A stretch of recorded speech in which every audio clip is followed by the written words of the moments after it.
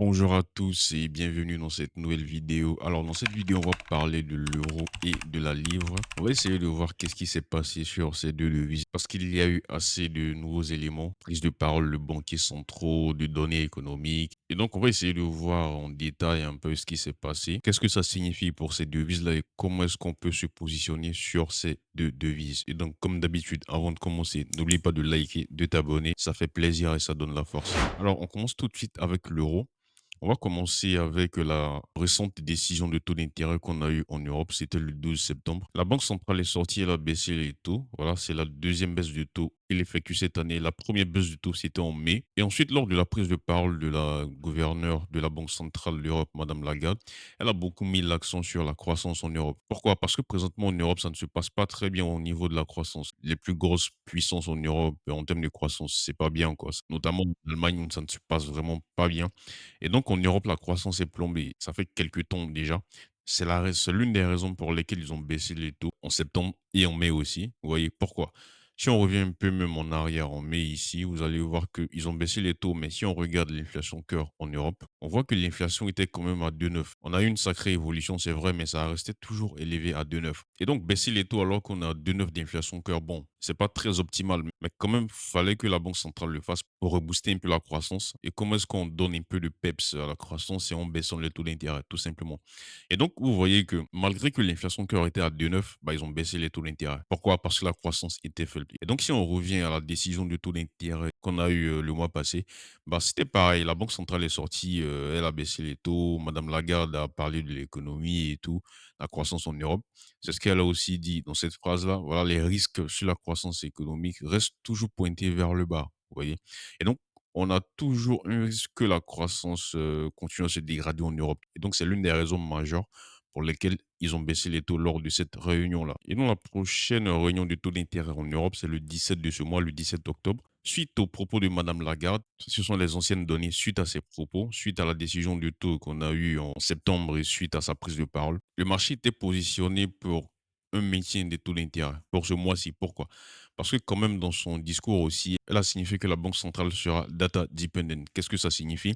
Ça veut dire qu'on va regarder les différents chiffres qu'on aura entre septembre et octobre. Elle avait aussi souligné que quand même le temps était quand même relativement peu restreint parce que de septembre à octobre, bah, les chiffres qu'on aura peuvent ne pas être suffisants pour se positionner sur la décision du taux en octobre. Et donc, le marché priçait plus de probabilités qu'on maintienne les taux durant la prochaine réunion de taux d'intérêt en octobre. Mais entre-temps, de septembre à octobre maintenant, on a assisté quand même à des chiffres en Europe qui continuent à se dégrader et l'inflation qui continue à s'améliorer toujours, que ce soit en Allemagne, en France, globalement en Europe tout simplement. Mais le chiffre le plus marquant, on l'a eu le 1er octobre, voilà, le mardi, je vous montre ça ici. Pour la première fois depuis très longtemps ici, vous voyez l'inflation en variation annuelle en Europe est passée sous la barre de 2%. C'est-à-dire qu'on a atteint l'objectif et on est même descendu plus bas que l'objectif, vous voyez. Le but, c'est ça, c'est que ça traîne autour de 2%. Et donc ça, c'est très bien. Ça donne encore plus d'opportunités, plus de marge pour baisser les taux. Parce que quand l'inflation baisse, on peut se permettre de baisser les taux d'intérêt, vous voyez. Et donc, puisque la croissance en Europe, c'est pas trop ça, bah, si l'inflation continue à baisser comme ça, c'est bien. Ou qu'on baisse encore plus les taux pour booster encore plus la croissance, vous voyez.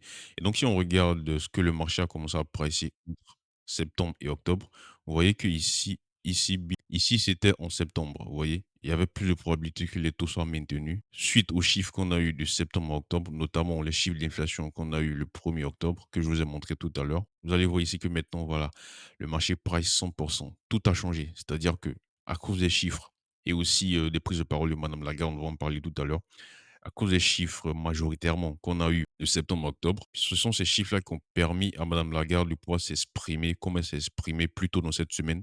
On va en parler tout à l'heure. Et donc maintenant, le marché a shifté complètement. On presse maintenant 100% de probabilité que les taux baissent lors de la prochaine réunion du 17 octobre. Et donc, quand on est sûr à 100%, quand il y a un changement de probabilité comme ça, je vais vous montrer ici. Ici, on était sûr ici qu'on allait maintenir les taux. Suite aux chiffres qu'on a eu, tout ça, ça a changé. On est maintenant sûr à 100% que les taux seront baissés. Bah, vous pouvez vous imaginer que l'euro va chuter, tout simplement. En fait, le marché, c'est toujours par anticipation. Si on anticipe quelque chose, on se positionne en fonction de ça. Et donc, on revient ici, ces chiffres d'inflation, on les a eu le 1er mai. Le 30, je vais vous montrer ça ici, le 30, voilà, le 30, on avait prise de parole de madame Lagarde elle-même, vous voyez? On avait prise de parole, ça c'était avant les chiffres d'inflation et qu'est-ce qu'on a eu lors de cette prise de parole-là? C'était la veille des chiffres d'inflation. Je vous montre ça ici. Madame Lagarde a dit le 30 septembre, c'était la veille des chiffres d'inflation. Le prochain indicateur d'inflation sera probablement inférieur au niveau de base, vous voyez?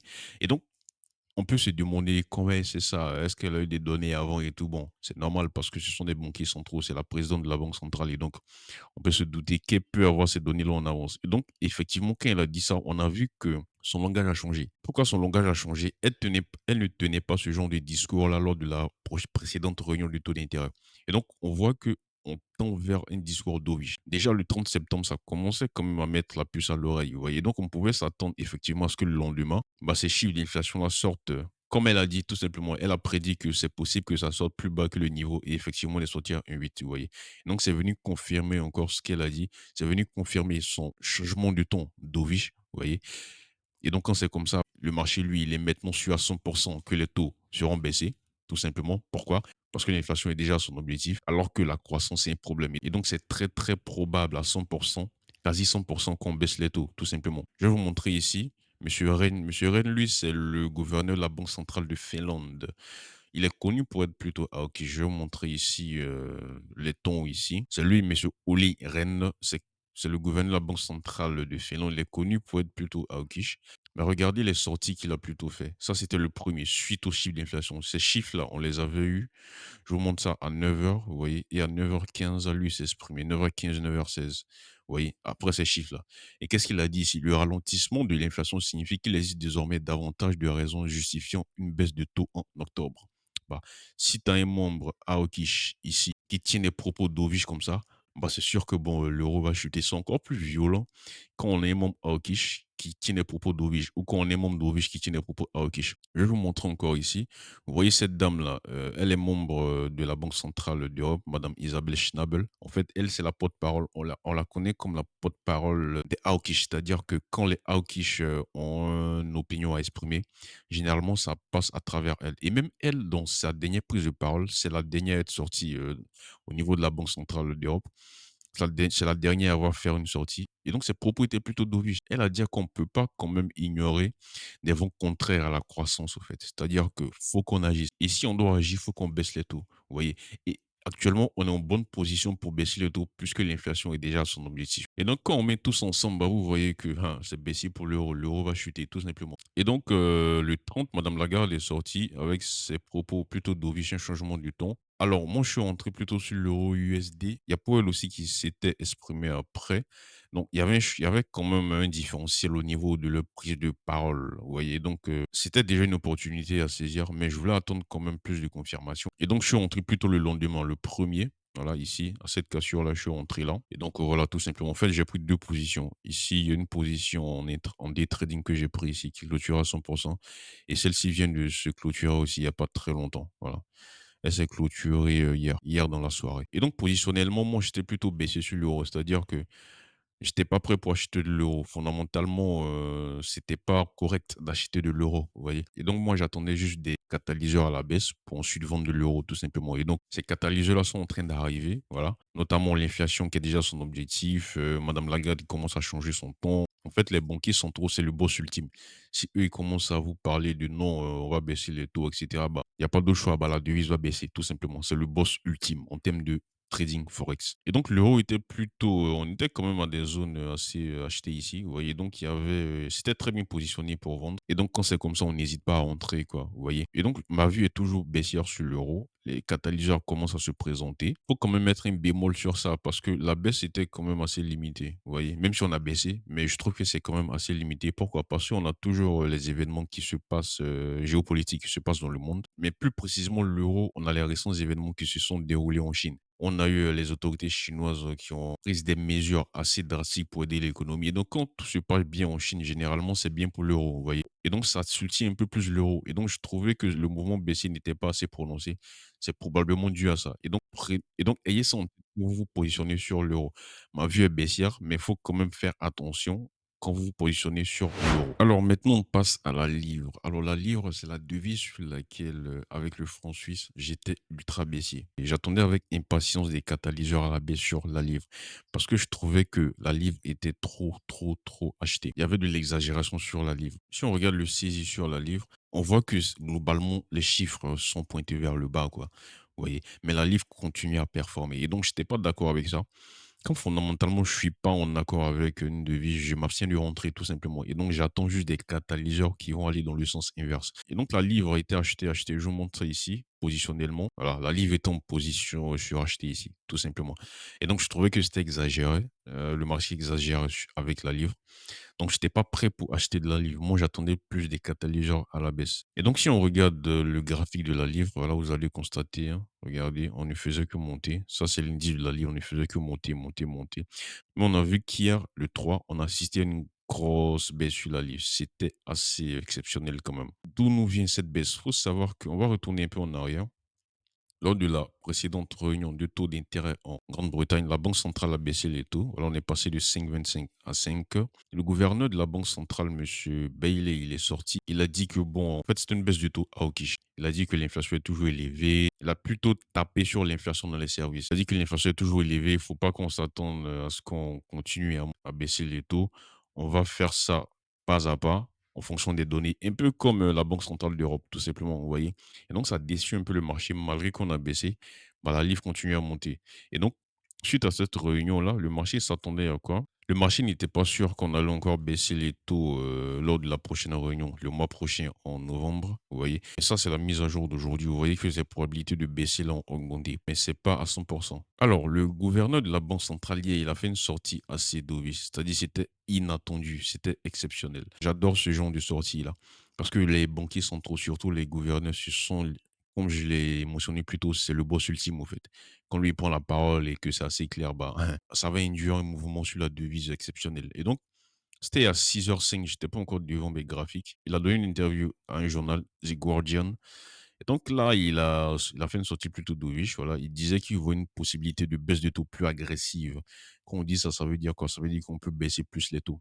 Plus à pas à 25 points de base, peut-être à 50, ou on peut enchaîner les baisses de taux lors des prochaines réunions. C'est comme ça qu'on traduit ça. Et donc, quand il a dit ça, bam, la livre est partie à la baisse. C'était à 6h05. J'étais pas devant mes graphiques. Et donc, vous voyez cette chute-là qu'on a eue, c'était assez vertical quand même, vous voyez. Et donc, je suis rentré un peu plus tard, moi. Je suis rentré un peu plus tard. Une position day trading, voilà. Je suis rentré quelque part ici vers 7h, je crois, 7h30, c'est ça. Et donc, c'est ce que j'ai marqué ici. Unexpected dovish Bailey comments. C'était inattendu, voilà. Le gouverneur est sorti, il a fait une sortie dovish, tout simplement. Et donc, il n'y a pas d'autre explication à ça. Alors qu'avant, on n'était pas du tout dans ce narratif-là. Le marché était ultra qui suit la livre. Le marché avait plutôt raison, mais je trouvais que c'était exagéré. La livre montait trop. Et ici aussi, le gouverneur a dit que la BOE, la Banque d'Angleterre, pourrait devenir un peu plus activiste sur les baisses de taux s'il y a de nouvelles bonnes nouvelles, s'il y a de bonnes nouvelles sur l'inflation. En fait, il parle plus de l'inflation des services parce qu'on a vu quand même qu'au mois d'août, l'inflation des services, ça reste toujours élevé. C'est sorti à 5,6. C'est assez haut quand même, vous voyez. Et donc, en fait, en Grande-Bretagne, c'est le principal problème qui est là. Et donc, il dit que s'il y a des progrès, bah, on pourrait être plus activiste. Et donc, on voit que quand même, il y a un changement de ton, dovish. Et donc, la livre part à la baisse, tout simplement. D'autant plus que, en fait, la livre est trop achetée. Si on regarde dans les positions des plus gros acteurs du marché, sur, la livre, on voit que elle est toujours, au fait, parmi les devises les plus achetées ici, tout simplement. Vous voyez? Ça, c'était la semaine, dernière. Regardez, ici, c'était la troisième devise la plus achetée. Je lisais un article ce matin, disons que, parmi les devises, du G10, la plus surachetée par les spéculateurs, la semaine dernière, c'était la livre. Et donc, ça, c'était encore la semaine passée. Et donc, quand cette semaine, il sort et il fait une sortie dovish, bah, ça peut aller très vite, au fait, vous voyez? Parce que les positions acheteuses vont se déboucler et donc, ça va très vite à la baisse. Et donc, c'est la raison pour laquelle les probabilités ont augmenté ici pour la Banque centrale d'Angleterre, pour qu'elle baisse les taux lors de la prochaine réunion en novembre. Et donc, ma vue sur la livre est toujours baissière. Présentement, on a les catalyseurs qui commencent à se pointer. Et donc, comme le gouverneur l'a signifié, les prochains chiffres d'inflation en en Grande-Bretagne seront très surveillés pour voir si ça corrobore ces propos pour qu'on baisse les taux plus agressivement. Faut dire aussi qu'ils ont un peu de pression parce que dans le monde entier, on voit que les baisses de taux commencent à venir. Aux États-Unis, on a déjà baissé de 50 points de base, en Europe aussi 50. Et donc, ils ont un peu de pression aussi pour baisser, vous voyez. Faut pas qu'il y ait trop un différentiel de taux d'intérêt. Et donc, ça aussi, ça joue. Ma vue sur la livre, comme j'ai dit, c'est toujours baissier. On va attendre encore les chiffres d'inflation, comme le gouverneur l'a dit, pour se positionner plus à long terme à la baisse sur la livre. Et donc, j'espère que cette vidéo était assez claire. S'il y a des questions, laisse-le en commentaire et on se dit à très bientôt.